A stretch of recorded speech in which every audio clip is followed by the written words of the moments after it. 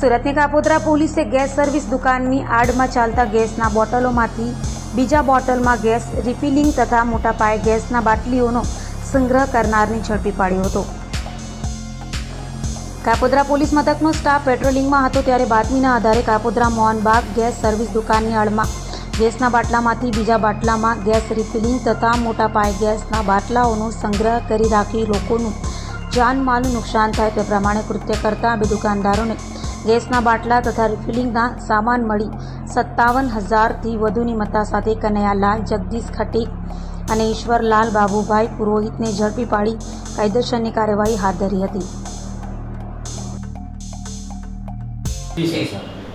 સુરત શહેરમાં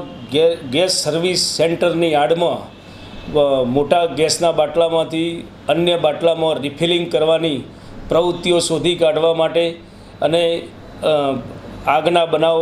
બનતા અટકાવવા માટે માનનીય police commissioner Shri Anupamsinh Gehlot sir, special commissioner sector 1 sir તેમજ ડીસીપી ઝોન 1 સરના માર્ગદર્શન હેઠળ કાપોદ્રા પોલીસને 2 ઈસમોને પકડવામાં સફળતા પ્રાપ્ત થયેલ છે। સમગ્ર હકીકત જોતાં કાપોદ્રા મોહનબાગ ગેસ સર્વિસ સેન્ટરની અંદર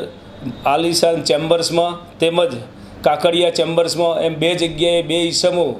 મોટા ગેસના બાટલામાંથી અન્ય સિલિન્ડરમાં ગેસ ભરવાની પ્રવૃત્તિ કરતાં ઝડપાઈ ગયેલ છે અને બંને દુકાનોમાંથી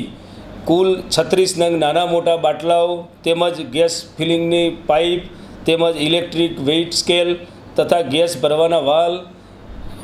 અન્ય પાના પકડ તેમ 57,700 રૂપિયાનો મુદ્દામાલ કાપોદ્રા પોલીસે હસ્તગત કરેલ છે અને આ તમામ મુદ્દામાલ બાબતે પૂછપરછ કરતાં બંને આરોપીઓએ પોતે મોટા બાટલામાંથી નાના બાટલામાં ગેરકાયદેસર રીતે રિફિલિંગ કરવાની પ્રવૃત્તિ કરતા હોવાનું તપાસમાં જણાઈ આવેલ છે। બંને ઈસમો વિરુદ્ધ કાપોદ્રા પોલીસે કાયદેસર ફરિયાદ નોંધી તપાસ હાથ ધરેલ છે।